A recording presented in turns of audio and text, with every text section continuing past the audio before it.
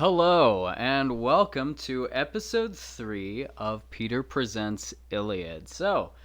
Whew, I've been working on doing the ships and all that, and I'm gonna be releasing that this weekend. While I was doing it, I've been working pretty much nonstop on it, and while I was doing it, I found all this other stuff that I want to do for it and stuff. It's a really unique part of the book, so that should be this weekend. I'll be doing that for you. Now, before we begin reading, small recap.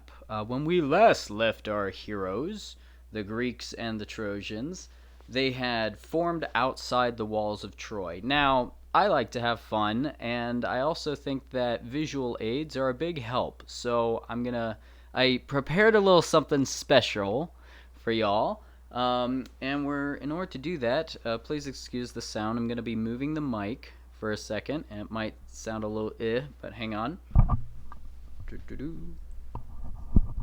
Okay. And now we're gonna go on a little trip, actually. What? I know, how strange, the camera's moving. So, I have created, give me a second. I have created for us a special treat, which is the battlefield and lay of the land that we are dealing with in this part of our episode. So, let me turn the camera around here. All right, so I think that this will help put things into perspective a bit. So over here we have the Greek camp, and we have their ships, and as you can see, we're going for a little bit of a World War II motif here, with the resources being what they are. But so we've got their ships on the shore, and then we have the Greek camp. Now that tank over there is Achilles' chariot in this case. All right. And it's staying out of the fighting, and he's in that tank. And then these are his myrmidons, these special forces guys as well. And then we have the Greeks. We got green for Greeks, all right? And we have special heroes. We have old Nestor here, a nice Union officer. Focus, there we go. A nice Union officer on his little chariot. But then we also have Diomedes here and Odysseus, who... as per the voice, is going to be a cowboy for this one. And we also have two Sherman tanks, which are the two brothers, Atreus' sons, Agamemnon, played by General Patton here, and Menelaus, played by a very robust GI. We also have Calchas, the seer. Stay up there, Menelaus. We also have Calchas, the seer, which is this soldier on the radio. I have him that because he's always talking to the gods. And then on this big tank back here, get rid of that guy, we have Telamonian Ajax, right here, this giant of a man compared to all the others. And he's second only to Achilles. So he's got this giant tank, and Achilles is in that tiger over there. Now, outside the walls of Troy, we'll get to Troy in a second. Hopefully you guys can hear me. Sorry if the mic is a little far off. But we've got... let's see, we've got the Trojans here. So we have Hector up on a tank, played by Crazy Horse. And then you'll see that the Greeks outnumber the Trojans. And there's also a little hill outside the walls of Troy. We also have Paris here on a little tank, Sarpedon and Glaucus together on this one. And then up on the walls here we have King Priam and Helen of Troy, who, of course, is played by the fairest of all. Now, some of you might wonder, let's flip that around. Some of you might wonder exactly why it is that I did this. Well, because I can, and I personally think, let's flip it around one more time. Woohoo, live shows are full of horrible things. Anyway, because I think it's awesome, that's why. And visual aids are helpful. So, but you can see that part of the idea is that you've got these two bases. You know, you got the sea on one side, and then the rest of the land on the other. And scooch this over. I'm gonna move the mic again. Hope y'all heard that. Let me check the chat to see if anyone's even here right now.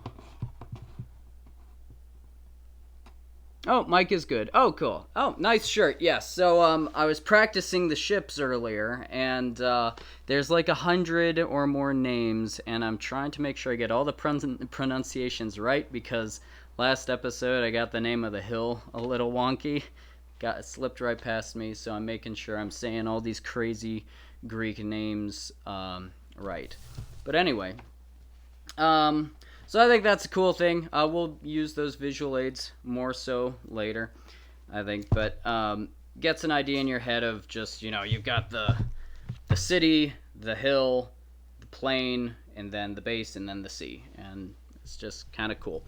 So, with that, I think we're just going to get on to some reading now. This is episode 3, so we're going to be reading book 3 this time. And as we just saw, the troops have assembled and are facing off in the plain 9 years into the war. And Achilles is nowhere to be. He's back in the base. All right, so let us begin.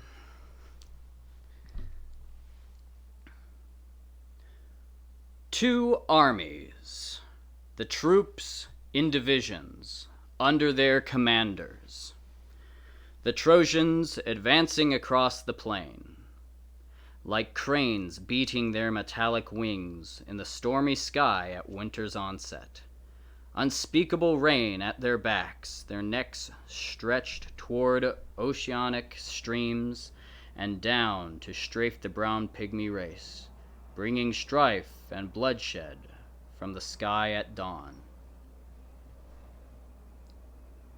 While the Greeks moved forward in silence, their breath curling in long, angry plumes that acknowledged their pledges to die for each other. Banks of mist settle on mountain peaks and seep into the valleys. Shepherds dislike it, but for a thief it is better than night, and a man can see only as far as he can throw a stone. No more could the soldiers see through the cloud of dust the armies tramped up as they moved through the plain. And when they had almost closed. Was it a god? No, not a god. But Paris, who stepped out from the Trojan ranks, leopard skin on his shoulders, curved bow, sword, and shaking 2 bronze-tipped spears at the Greeks, he invited their best to fight him to the death. When Menelaus, who was Ares' darling, saw him strutting out from the ranks, he felt as a lion must feel when he finds the carcass of a stag or wild goat, and half-starving consumes it greedily, even though hounds and hunters are swarming down on him. It was Paris, all right. Who could have passed for a god? And Menelaus grinned as he hefted his spear and stepped down from his chariot. He would have his revenge at last.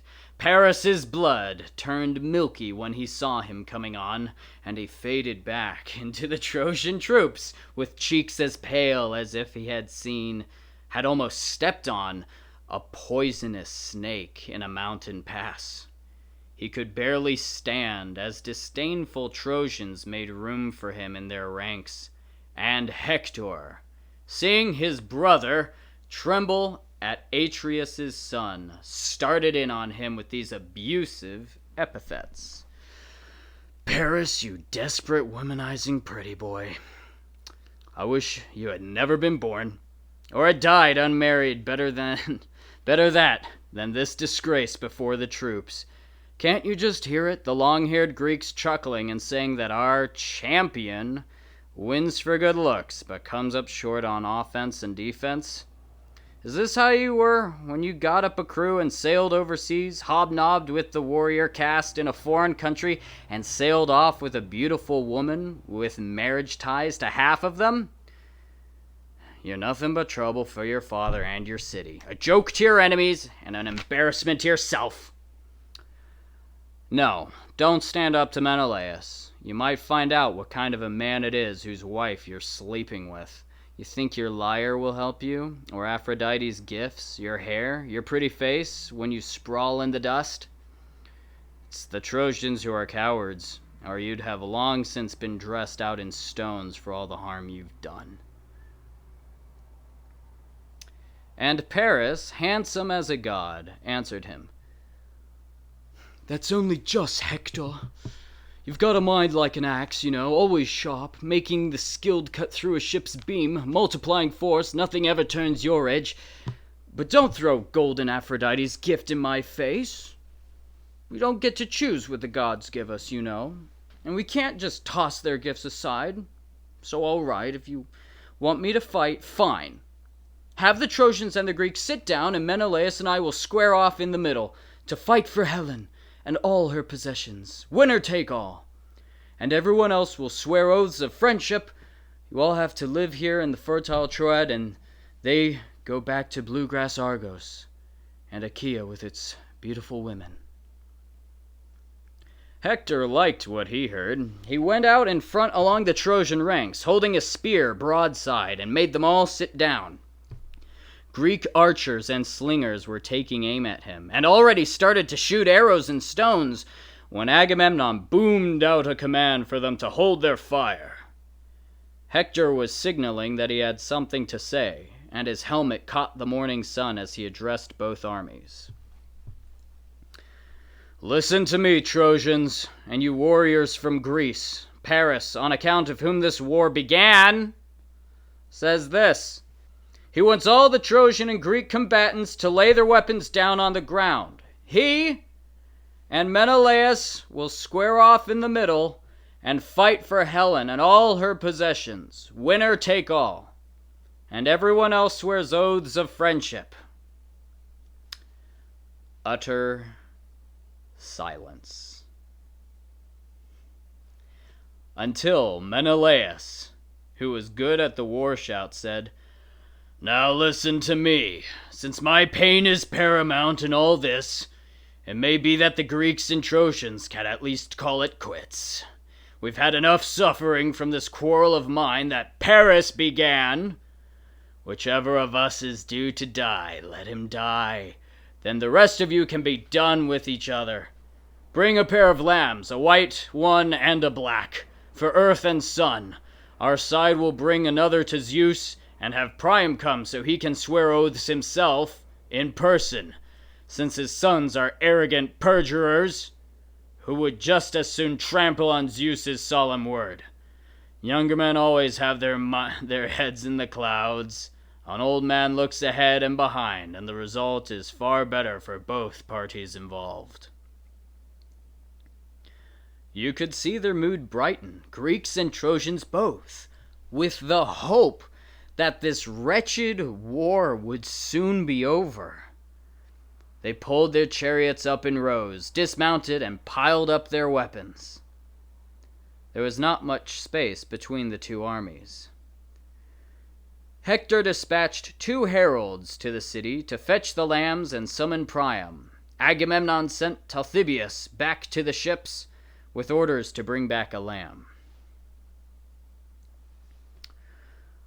While these human heralds were off on their missions, Eris, the god's herald, who is also the rainbow, came to white-armed Helen, disguised as Laodice, her sister-in-law and Priam's most beautiful daughter. She found Helen in the main hall, weaving a folding mantle on a great loom and designing into the blood-red fabric the trials that the Trojans and Greeks had suffered for her beauty under Ares' murderous hands. Eris stood near Helen and said, I'm going to move this mic, hang on. There we go. Let's see. Eris stood near Helen and said, "Come and see, dear lady. the amazing thing the Greek and Trojan warriors have done. They fought all these years out on the plain, lusting for each other's blood, but now they've sat down in silence, halted the war. They're leaning back on their shields, and their long spears are stuck in the sand. But Paris and Menelaus are going to fight a duel with lances, and the winner will lay claim to you as his beloved wife." The goddess's words turned Helen's mind into a sweet mist of desire for her former husband, her parents, and her city. She dressed herself in fine silvery linens and came out of her bedroom crying softly. 2 maids trailed behind, Aithre, Pythias's daughter, and cow-eyed Clymene. They came to the western gate, where a knot of old men sat. Priam, Panthus, Thymoetes, Lampus, Clytius, Hicetaon, who was in Ares's bloodline, Eucaligon, and Antenor, who lived and breathed wisdom. These veterans sat on the wall by the western gate, too old to fight now, but excellent counselors. Think of cicadas perched on a branch, their delicate voices shrill in the woods. Such were the voices of these Trojan elders, sitting on the tower by the western gate. When they saw Helen coming, their rasping whispers flew along the wall. "Who could blame either the Trojans or Greeks for suffering so long for a woman like this? Her eyes are not human. Whatever she is, let her go back with the ships and spare us and our children a generation of pain." But Priam called out to her. "Come here, my child. Dear child, sit next to me, so you can see your former husband and dear kinsman. You are not to blame for this war with the Greeks. The gods are. Now, tell me, who is that enormous man, towering over the Greek troops, handsome, well-built? I've never laid eyes on such a fine figure of a man. He looks like a king." And Helen, the sky's brightness reflected in her mortal face. "Reverend, you are to me, dear father-in-law, a man to hold in awe. I'm so ashamed. Death should have been a sweeter evil to me than following your son here, leaving my home, my marriage, my friends, my precious daughter, that lovely time in my life. None of it was to be, and lamenting it has been my slow death.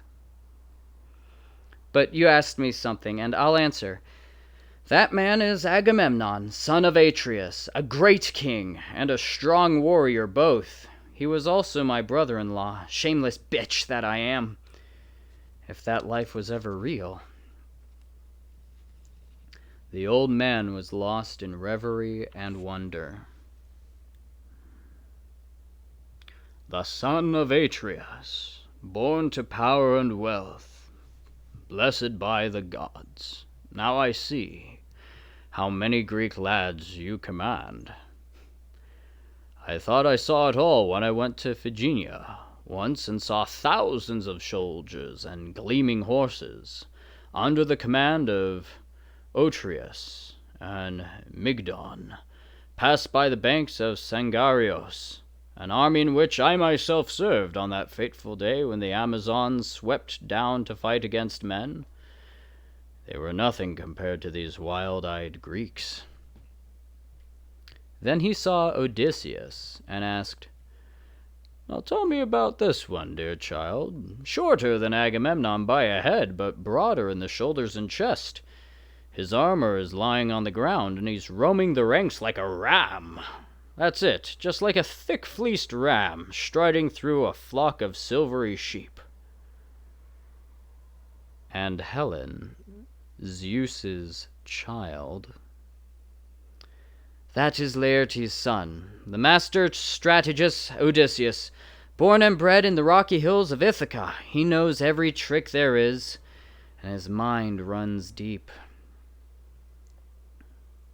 Antenor turned to her and observed astutely, "Your words are not off the mark there, madam. Odysseus came here once before on an embassy for your sake along with Menelaus.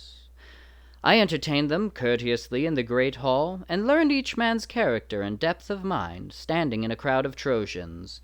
Menelaus, with his wide shoulders, was more prominent, but when both were seated, Odysseus was lordlier. When it came time for each to speak in public and weave a spell of wisdom with their words, Menelaus spoke fluently enough, to the point and very clearly, but briefly, since he is not a man of many words. Being older, he spoke first. Then Odysseus, the master strategist, rose quickly, but just stood there, his eyes fixed on the ground. He did not move his staff forward or backward, but held it steady. You would have thought him a dull, surly lout without any wit. But when he opened his mouth and projected his voice, the words fell down like snowflakes in a blizzard. No mortal could have vied with Odysseus then, and we no longer held his looks against him. The third hero old Priam saw was Ajax. "And who is that giant of a Greek over there, head and shoulders above the other Achaeans?" And Helen, shining in her long trailing robes, "That is big Ajax, the Armies' mountain. Standing beyond him is Idomeneus, like a god, with his Cretan commanders. He used to come often from Crete, and Menelaus would entertain him in our house. And now I can make out all the other Greeks, those I know, and whose names I could tell you. But there are two commanders I do not see. Castor, the horsebreaker, and the boxer, Polydeuces, my brothers, born of one mother. Either they didn't come here from lovely Lacedaemon, or else they did come in their sea-going ships, but avoid the company of the fighting men, in horrors of the shame and disgrace that are mine." But they had been held by the life-giving earth, there in Lacedaemon, their ancestral land. And now the heralds came up to the town with the sacrificial victims, the 2 rams, and as fruit of the fields, hearty wine in a goatskin bag. The herald Adius held a gleaming bowl and a golden chalice, and roused the old man with his speech. "Rise, son of Laomedon! The best men of Troy and Achaea summon you down to the plain to swear solemn oaths. Paris and Menelaus will fight a duel for the woman, and she will follow the winner with all her possessions. Everyone else will swear oaths of friendship. We to live here in the fertile Troad, and they go back to blue-grass Argos and Achaea with its beautiful women." The old man stiffened. He ordered his companions to yoke his horses, then mounted himself and took the reins. Antenor rode with him in the beautiful chariot, and they drove out from the western gate and onto the plain. They pulled up in the space between the 2 armies and stepped down to the earth. Agamemnon rose, and Odysseus, deep in thought. Heralds brought the animals for the oaths, and mixed wine in the great bowl. They poured water over the king's hands. Then Agamemnon drew the knife that hung by his sword's scabbard, and cut hairs from the rams' heads. The heralds gave these to the leaders on both sides, and Agamemnon lifted his palms to the sky. "Zeus, Father Lord of Ida, greatest and most glorious Helios, who sees all and hears all, rivers and earth, and powers below, who punish perjurers after death. Witness and protect these sacred oaths. If Paris Alexander kills Menelaus, Helen and all her goods are his, and we will sail away in our ships. But if Menelaus kills Paris, the Trojans will surrender Helen with all her goods and pay the Argives a fit penalty for generations to come. If Priam and Priam's sons refuse, upon Paris's death, this penalty to me I swear to wage this war to its end." He spoke, then slashed the rams' throats and put the gasping animals on the ground, their proud temper undone by whetted bronze. Then they all filled their cups with wine from the bowl and poured libations to the gods eternal and prayed, Greek and Trojan alike, in words like these: "Zeus, almighty and most glorious, and all you other immortal gods, whoever breaks this oath and truce, may their brains spill to the ground like this wine, theirs and their children's, and may other men master their wives." But Zeus would not fulfill their prayers. Then Priam spoke his mind. "Hear me, Trojans and Achaean soldiers. I am going back now to windswept Ilion, since I cannot bear to see with my own eyes my dear son fighting with Menelaus, who is dear to Ares. Zeus and the other immortals doubtless know whose death is destined. And this man, who was a god's equal, loaded the rams onto his chariot for internment in Trojan soil, mounted and took the reins.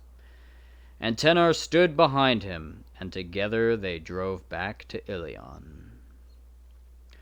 Priam's son Hector and brilliant Odysseus first measured off an arena and then shook lots in a bronze helmet to decide which of the two would cast his spear first. You could see hands lifted to heaven on both sides and hear whispered prayers, "Death, Lord Zeus, for whichever of the two started this business, but grant us your peace." Great Hector shook the helmet, sunlight glancing off his own as he looked away, and out jumped Paris's lot. The armies sat down, rank after rank, tooled weapons and high-stepped horses idle by each man. The heroes armed.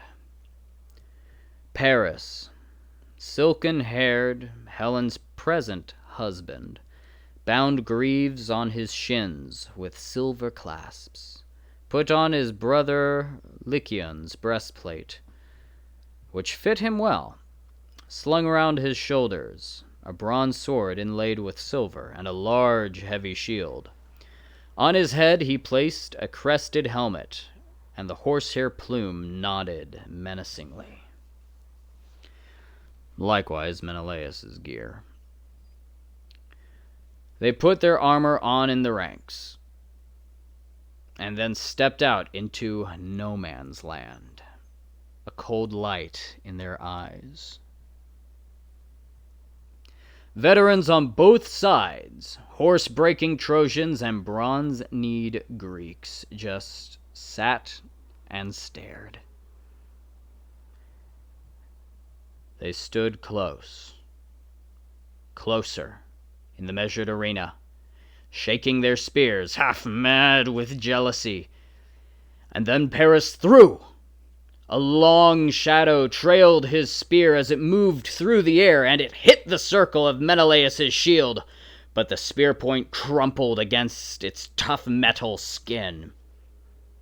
It was Menelaus's turn now, and as he rose in his bronze, he prayed to Zeus, "Lord Zeus, make Paris pay for the evil he's done to me. Smite him down with my hand, so that men for all time will fear to transgress against the host's offered friendship." With this prayer behind it, Menelaus's spear carried through Paris's polished shield and bore into the intricate breastplate. The point sheared his shirt and nicking his ribs, as Paris twisted aside from black fatality. Menelaus drew his silver-hammered sword and came down with it hard on the crest of Paris's helmet, but the blade shattered into 3 or 4 pieces and fell from his hands. Menelaus groaned and looked up to the sky. "Father Zeus, no god curses us more than you. I thought Paris was going to pay for his crimes, and now my sword is broken in my hands, and my spear is thrown away. I missed the bastard!"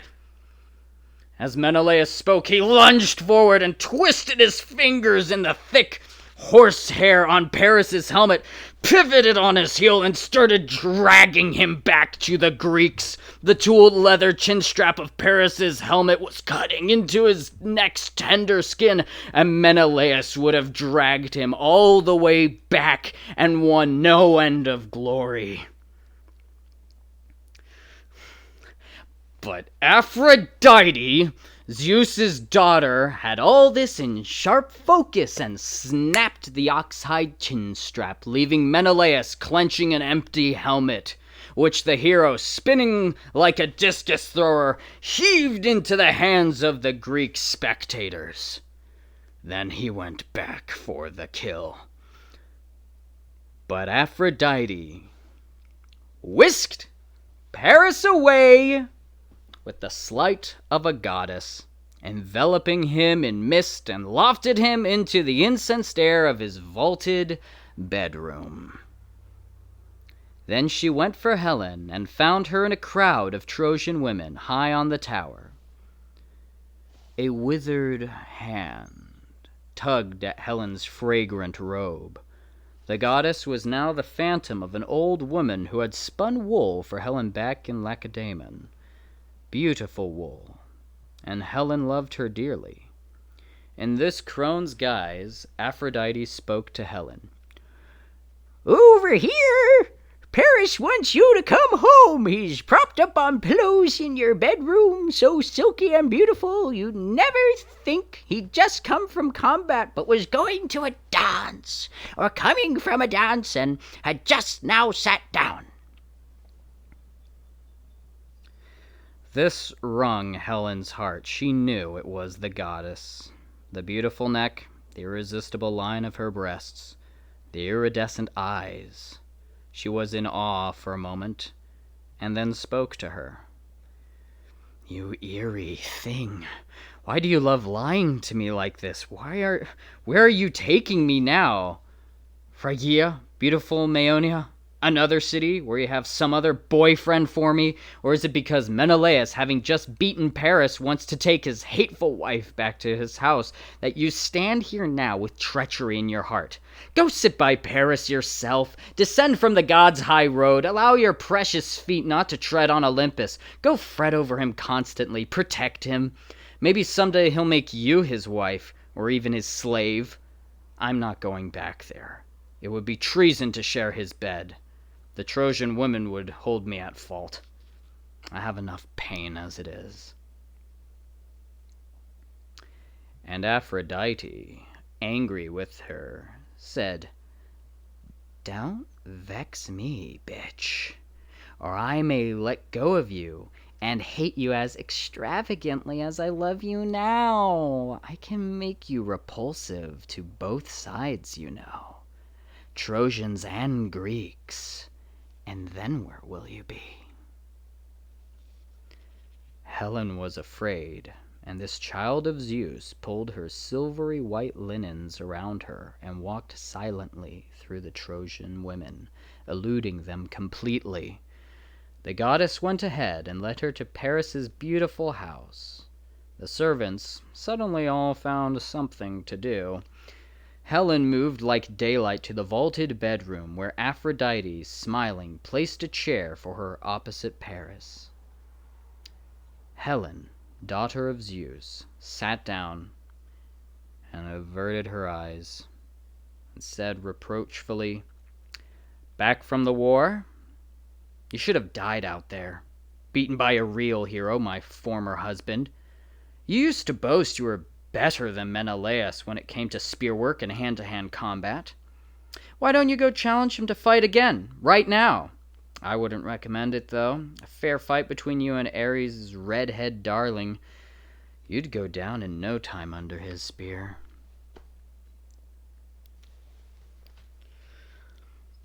Paris answered her.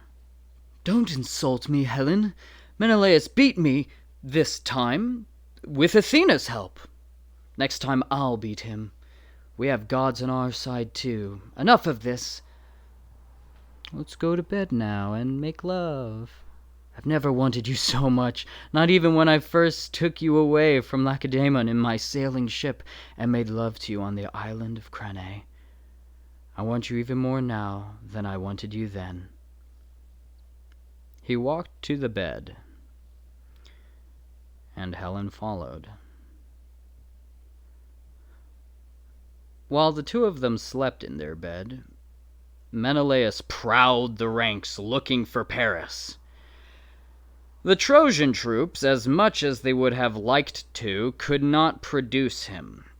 To a man, they hated Paris as they hated death itself. So Agamemnon, as commander-in-chief, proclaimed, "Hear me, Trojans, allied troops, and Dardanians! The victory clearly belongs to Menelaus. Surrender, therefore, Argive Helen, and all the possessions that come with her. We will further assess a suitable penalty, a tribute to be paid for generations to come."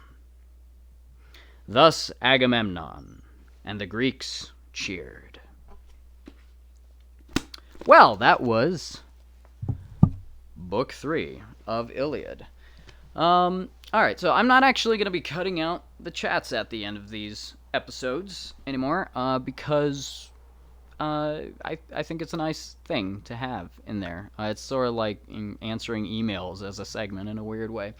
But as we go, there's some things I want to talk about this chapter that are very interesting. Aphrodite's really kind of messed up, in my opinion. Yeah, I'm going to take sides too. You know, it's like this story, I didn't write this. I'm not required to be objective, you know. Aphrodite's kind of horrible. It's really scary what she says to Helen, who's known for her beauty. Like, that's the thing Helen is known today for, is that she was the most beautiful woman in the world. And Aphrodite straight up says, "I can make you disgusting to both sides, and where would you be then?" And I think that's something that a lot of people can identify with, where it's like some people who find all their value in their looks, probably particularly Helen, at least to a large degree. It's like, what if you were to lose that? You know, it's like, oh man, what if I get old and ugly or whatever? And I think it's really interesting to see Aphrodite threaten her with that, and to kind of be like, "Oh, I love you, but you have to do as I say." So it's very, very oddly controlling, very, you know, what can I say? She's a goddess in the Greek pantheon. I love Menelaus here, and just the whole thing with Paris. I wish he died. I hate Paris. You know, hey, call me a Trojan or a Greek. I hate Paris, and it's pretty easy to see why.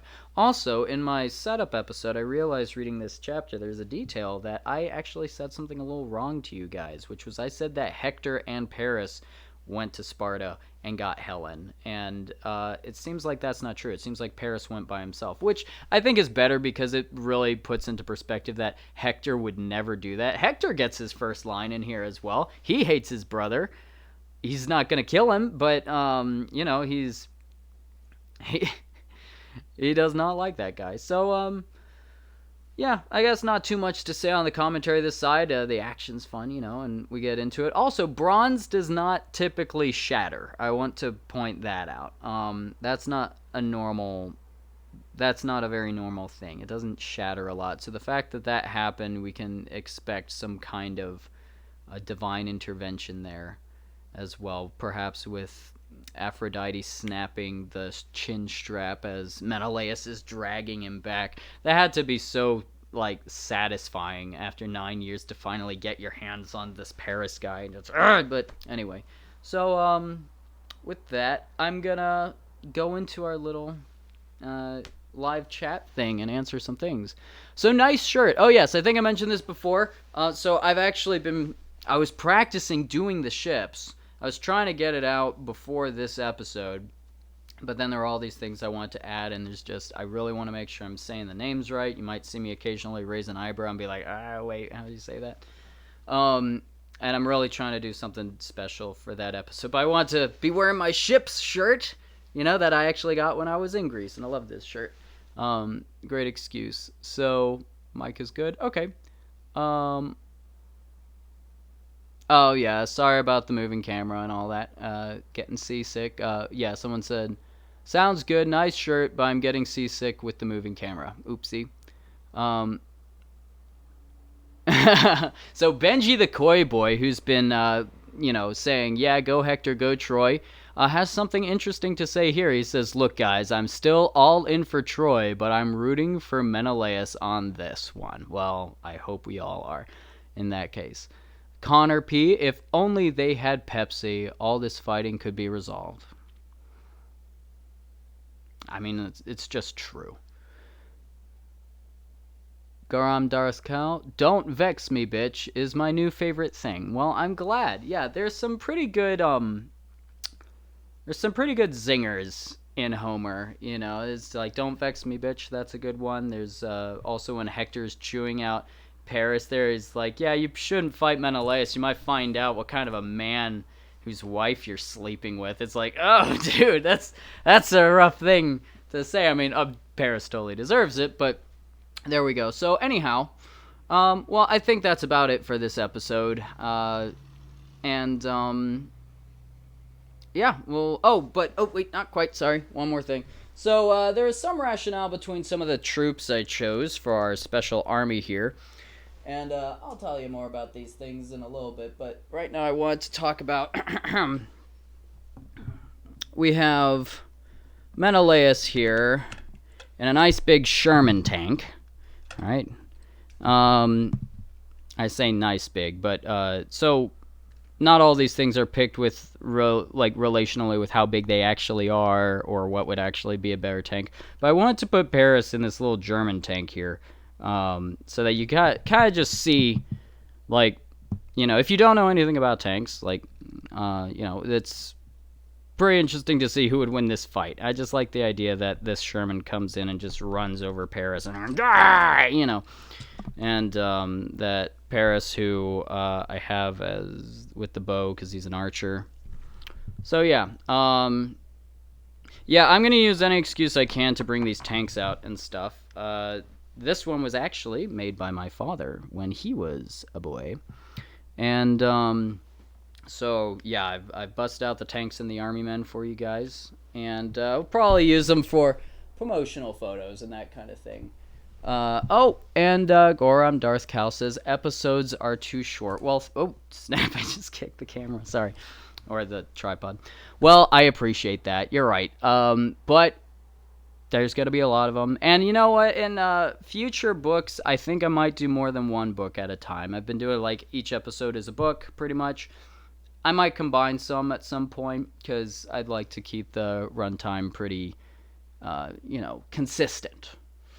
But with that being said, we got a few more messages. Those two are the same scale. All right, so that's my dad, yeah. So both those tanks in real life would actually be the same size, but... no. I do love the army. Wait. They're the same scale. I don't know if he means that the two tanks are actually the size they would be in comparison to each other, or if he means that, they are the same scale, 1/35th or whatever. Anyway, so yeah, that being the case, there we go. Got a little bit of a fight we're gonna get a little bit more. So I hope you've enjoyed this a bit, and I hope to see you on Monday as well. And with that, I hope you have a wonderful evening. Bye-bye. And end stream.